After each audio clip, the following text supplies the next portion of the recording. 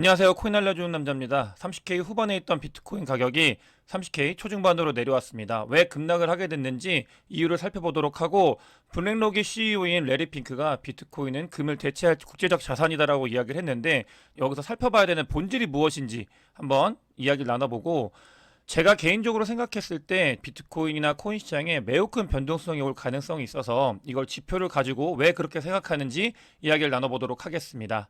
블랙록의 CEO인 레리 핑크가 인터뷰에 나와가지고 지금 크립토는 디지털 골드가 될 거다 이렇게 이야기를 하고 있고, 골드를 대체할 거다라까지 이야기를 하면서 힘을 실어주고 있습니다. 근데 그 이유에 대해서는 사실 명확한 거예요. 이거를 너무 의미를 부여할 필요가 없고, 그러니까 블랙록 같은 경우는 비트코인 현물 ETF 승인 요청을 했잖아요. 이 인터뷰에서도 비트코인 현물 ETF가 그러니까 잘 신청이 승인이 돼가지고 사람들이 뭔가 비트코인이나 코인 시장에서 더 잘 이제 구매할 수 있게끔 하는 그런 인프라가 구축이 됐으면 좋겠다라고 이야기를 했는데, 그러니까 레리 핑크 같은 경우는 비트코인을 부정적으로 이야기해야 될 이유가 하나도 없습니다. 자기들의 현물 ETF 승인 요청을 했고, 그렇게 되면 상품이 나오게 되면은 사람들을 모집해가지고 여기서 수수료를 받아야 되기 때문에 비트코인에 대해서 우호적인 이야기를 하는 거는 너무나 당연한 거라고 보시면 되고요. 이 부분보다는 레리 핑크가 어떤 이야기를 했냐면, 비트코인은 디지털 금이고 그 다음에 국제적인 자산인 것까진 맞다.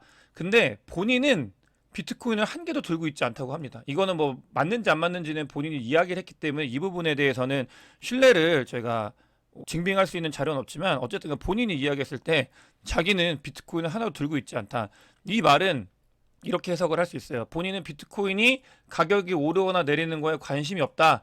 나는 블랙록의 CEO로서 그냥 이제 사람들이 많이 비트코인을 거래하고 있기 때문에 우리 블랙록이 이 안에서 돈을 벌 수 있는 기회가 있다라는 거는 명확하고, 그렇기 때문에 비트코인은 좋은 거다라고 나는 이야기를 하고 있다. 이 정도 선에서 마무리하는 게 좋을 것 같습니다.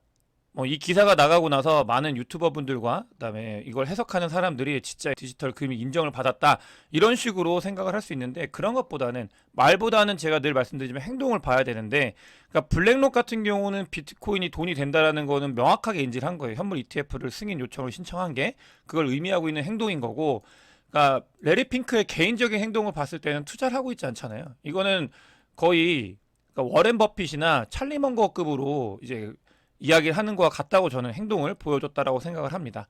어찌 되었든 간에 블랙록이 비트코인 현물 ETF를 신청하고 나서 비트코인은 큰 폭의 상승이 있었고, GBTC가 마이너스 프리미엄이 많이 올라온 모습을 계속 보여주고 있습니다. 이 GBTC 같은 경우는 거의 대부분 기관들이 매수를 하고 있기 때문에 기관들도 조금씩은 더 우호적으로 시장 환경을 변해가는 거를 바라보고 있다, 혹은 거기에 이제 맞춰서 대응을 하고 있다, 이렇게 보는 게 좋겠습니다. 어제 비트코인이 급락을 했는데, 제가 바로 지난 영상이죠. 보고 있는 지표 중에 이제 단기적으로 롱숏을 알려주는 지표에서 그러니까 숏 포지션이 이제 떴다라고 말씀을 드렸어요. 이게 지난 영상에서도 말씀을 드렸는데, 이건 이제 매수와 매도 이런 것들을 봤을 때 매도가 더 우세하고 포지션이 이제 하락할 수 있는 가능성이 있다라는 걸 알려주는 지표거든요. 근데 이게 떴어가지고 제가 단기적으로 하락을 할 수 있다 이런 부분들에 대해서 말씀을 드렸고, 사실 뭐 그렇게 이 지표 아니더라도 가격이 많이 올라왔기 때문에 당연히 내려가는 거는 당연한 거다라고 말씀을 드리면서 이거에 대해서 너무 염려하지 말자라고 말씀을 드렸잖아요. 그래서 실제로 가격이 30K 초중반대로 내려오면서, 문제는 비트코인 가격은 많이 안 빠졌는데 알트코인이 오히려 더 많이 빠져가지고 알트코인의 비중이 크신 분들 같은 경우는 더 많이 아픈 날이었다고 볼 수 있습니다. 알트코인은 비트코인이 오를 때 그만큼 오르지도 못하고 내릴 때는 더 많이 내리고 있는 상태여가지고 계속 아파요. 그런 상태가 지속이 되고 있기 때문에 이 코인 시장에서 더 많이 지칠 수 있는 가능성이 있는 그런 그 알트코인 시장이라고 보시면 되겠습니다.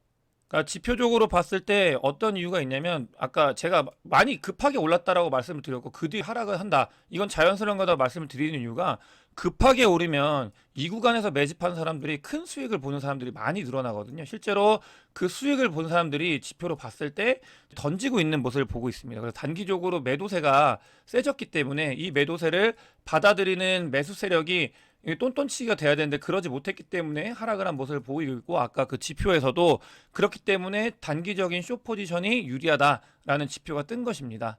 또 다음으로 보게 되면은 비트코인 가격이 올라가면서 이 OI가 큰 폭으로 올라간 모습을 볼 수 있습니다. OI 같은 경우는 그러니까 옵션의 오픈 인터레스트뿐만이 아니고 선물 시장의 OI도 계속 올라가고 있는 모습을 보이고 있었는데 이건 그냥 롱 포지션을 계속 가져간다는 사람들이 늘어나고 있다는 것 같거든요. 그럴 때는 한 번씩 이렇게 망치로 때려주고 그 뒤에 상승을 하기 때문에 이런 부분들, 그러니까 지난 영상에서도 말씀을 드렸잖아요. 바로 안 가더라도 때려 맞고 그 뒤에 이제 올라갈 수 있는 가능성이 있다.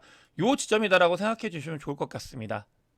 비트코인 청산맵을 보게 되면 제가 요즘에 청산맵 오히려 더 많이 가지고 오고 있는데, 그러니까 직관적으로 여러분들께서도 어떤 위치이고 어디가 더 위험한지를 판단하기에 좋은 것 같아서 좀 자주 언급을 드리고 있고, 같이 보시면 지금 30K를 봤을 때 이제 30K 초반에 그러니까 롱 포지션을 가지고 계신 분들이 많아가지고 고배율로 많이 땡기신 분들이 있어요. 뭐 100배, 50배로 땡기신 분들이 여기에 많이 몰려 있습니다. 그렇기 때문에 이 말은 뭐냐? 추가적인 하락에 대해서도 대비를 해야 된다. 이런 것과 같고 31K에 올라갔을 때는 제가 말씀을 드렸잖아요. 이 부분에서 그러니까 오랫동안 숏 포지션을 유지하고 계신 분들이 많았어요. 그래서 이걸 건들게 되면은 진짜로 이제 숏 스퀴즈가 일어날 수 있는 가능성이 있다. 이런 부분들을 보시면서 봐야 되는데 비트코인은 그때는 요쯤에 있었는데 여기 뒤로 밀리면서 계속 고배율을 청산시키고 내려가고 있는 상태다.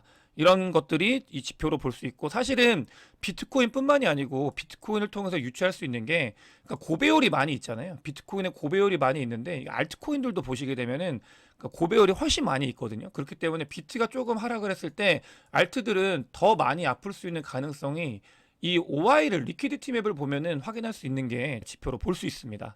알각 같은 경우는 이번 주에 내내 이야기를 하고 있죠. 제가 저번에도 소개시켜 드렸는데 펀더멘탈 쪽으로 당분간 상승할 수 있는 모멘텀이 없다. 그렇기 때문에 비트코인은 다시 하락을 해서 25K까지 갈 거고 알트코인들은 30%더 빠질 거다. 이런 이야기를 또 날렸어요. 근데 알갓은 25K 너무 좋아해가지고 이거 지난번에 어떻게 예상을 했고 그다음에 25K 오기 전에 또 20K까지 간다고 했는데 안 갔었잖아요. 그렇기 때문에 이 부분을 너무 믿을 건 안 되지만 그러니까 알갓의 뷰는 뭐 다음 주에도 계속 하락의 뷰로 보고 있다. 이런 것들이 뭐 가격이 하락을 하면서 사람들이 좀 더 진짜 그렇게 되나? 그러니까 믿을 수 있기 때문에 한번 가지고 와봤습니다. 그러면서 조금 더 거시경제 상황에서 영향을 줬던 거는 어제 FOMC 회의록이 공개가 됐는데 이거는 좀 부정적이에요. 회의록이 공개됐을 때 가장 크게 봐야 되는 부분은 뭐냐? 첫 번째로는 금리가 인상단체로 이 기조를 계속 유지하겠다라는 스탠스가 있었고요. 두 번째 같은 경우는 추가 금리 인상 가능성에 대해서 언급을 많이 했습니다. 그래서 7월 달에 FOMC 때 이제 금리 결정을 하는데 그때 금리를 오는 가능성이 90% 이상이 될 거다라고 배팅이 늘어났고요. 시장에서 이 두 가지가 시장에 압박을 줘가지고 비트코인이나 코인 시장에도 부정적으로 작용한 모습이 일부 있습니다. 하지만 이런 단기적인 뷰 같은 경우는 뭐 오를 수도 있고 내릴 수도 있기 때문에 신경 쓸 부분은 아니라고 저는 늘 말씀을 드리잖아요. 2023년도 뭐 제가 30K, 31K 갔을 때 이런 말씀을 드렸어요. 그러니까 여러분들께 올랐기 때문에 더 오른다는 얘기를 하면 좋을 텐데 초치는 게 아니고 하락에 대비를 해야 된다. 이런 말씀도 드리잖아요. 이유는 또 내려갔을 때 25K까지 내려갔을 때는 더 하락한다라고 말씀을 드리는 게 아니라 이때는 매수하기 좋은 구간이다라고 말씀을 드리는 이유가 2023년도는 늘 이런 일들이 계속 반복이 될 거고 여러분들께서 지금 30 올라와 있는데 지금 며칠 지났다고 또 많이 힘드시잖아요. 그런 것들이 심리적으로 계속 압박을 할 거고 공격을 할 거기 때문에 이겨내고 2023년도는 그냥 오를 수도 있고 근데 또 하락을 하고 또 오를 수도 있고 하락을 하고 이렇구나 그냥 완만한 우상향이다라고 생각을 하면서 잘 매집해야지 이렇게 생각을 하시는 게 좋다라고 생각을 하고 진짜 승부를 봐야 되는 건 24년도 25년도입니다.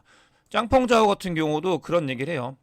바이낸스의 인프라를 6개월 뒤부터 불장이 올 거라고 생각을 하기 때문에 더 튼튼하게 만들어야 된다. 이걸 AAMA 때 얘기를 했거든요. 자기가 그냥 바이낸스 오피셜인 거예요. 불장은 6개월 뒤에 반드시 온다.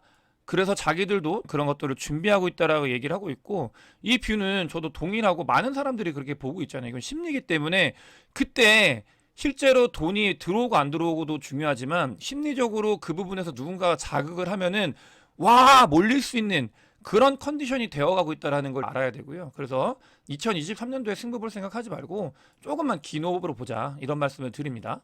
그래서 바이낸스 같은 경우는 약간 손발이 잘려나가고 있어요. 미국에서 계속 작업을 하면서 미국도 그렇고 유럽도 그렇고 호주도 그렇고 바이낸스를 계속 공격을 하고 있죠. 그런 거에 바이낸스가 가만히 있지 않고 대응을 하고 있습니다. 유럽에서 이 정책 변하는 거에 맞춰가지고 대응할 수 있는 사람들을 뽑고 있고 보이진 않고 있지만 국제적으로 지금 크립토에 누군가가 이 크립토의 중심을 가져가기 위해서 많은 알력 다툼을 하고 있다라는 게 기저에서 보이고 있습니다. 그게 바이낸스가 대표적으로 보이고 있고요. 계속 잘려나가고 있어요. 계속 잘려나가고 있고 이게 조만간 한번 크게 터져가지고 어떤 식으로 진행이 될지를 알 수 있게 될 것 같습니다. 라이트코인 같은 경우는 조만간 반감기가 오는데 반감기가 한 달도 아마 안 남았을 거예요. 근데 고래들 같은 경우는 계속 매집을 하고 있는 모습을 보이고 있다. 이런 것들이 특징이 있고 제가 라이트코인 같은 경우는 언제 매수를 해가지고 언제 던진 다음 다시 매수를 한다. 이런 부분들은 말씀을 드렸기 때문에 이 라이트코인을 계속 보고 있는 상태입니다. 제가 제목에서 그 말씀을 드렸어요. 큰 변동성이 올 수 있는 가능성이 있다.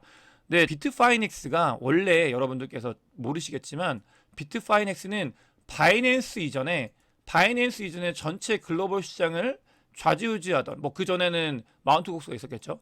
좌지우지하는 1등 거래소였거든요. 이 비트파이넥스가 1등 거래소였고 테더가 여기서부터 시작이 된 거예요. 테더가 USDT가. 근데 그렇고 나서 바이낸스로 넘어간 건데 그러면서 FTX로 넘어갈 뻔하다가 터졌죠. 어쨌든 간에 비트파이넥스에서는 그러니까 잘 맞춘다고 말씀을 몇 번 드렸잖아요. 이 하락장에서도 그러니까 매집을 했어요. OI가 늘어나고 있는 모습을 봤었고 그러면서 유의미하게 엄청나게 상승장 불장도 아닌데 엄청나게 많은 물량을 누군가가 매집을 해가고 있습니다. 그렇기 때문에 이 부분이 큰 변동성이 일어날 가능성이 있다. 물론 하락장일 때 롱 포지션을 모아갔기 때문에 제발 이렇게 갔으면 하는 바람이 있고 근데 이 OI를 놓고 보면은 비트파이넥스의 큰 변동성이 일어날 가능성이 있다. 이런 부분들을 여러분들께 꼭 보여드리고 싶었어요. 이거 제가 비트파이넥스는 종종 그리고 자주 언급을 드렸었잖아요. 그래서 그런 부분들을 보면 유심하게 관찰하면 좋다. 고래들이 무언가 준비를 하고 있다. 이런 것들을 인지를 하면 좋을 것 같습니다. 거기에 맞춰가지고 온체인 데이터도 비트코인 1000개 이상 들고 있는 원래 숫자가 사상 최대를 찍은 모습을 볼 수 있습니다. 사실 원래 이렇게 많은 거는 불장 때나 있는 일이거든요. 1000개 이상을 보유한 지갑 숫자가 늘어나는 건. 근데 특이하게도 아직은 불장이 아니라고 생각을 하잖아요. 많은 사람들이. 저도 마찬가지고. 그런 상태에서 비트코인을 1000개 이상 들고 있는 원래 숫자가 사상 최고치를 경신해 가고 있는 모습을 보이고 있습니다. 큰 변동성이 조만간 일어날 거라는 게 지표상 온체인 데이터상으로 나타나고 있고 뭐 물론 그게 위로 가면 저는 가장 베스트라고 생각을 하고 있기 때문에 이렇게 말씀을 드리는 거고요. 아까 말씀드린 것처럼 뭐 여러 가지 지표를 봐도 아직 가야 될 길은 많이 남았다. 이런 부분들을 다시 한번 말씀을 드리면서 여러분들께 뭐 하락을 하고 상승을 하고 이런 것들에 대해서 너무 일희일비하지 말고 가야 될 길을 잘 잡고 거기까지 쭉 가셨으면 좋겠습니다. 오늘 영상이 도움이 되셨으면 구독과 좋아요, 많은 공유 부탁드리겠습니다. 영상 봐주셔서 대단히 감사합니다.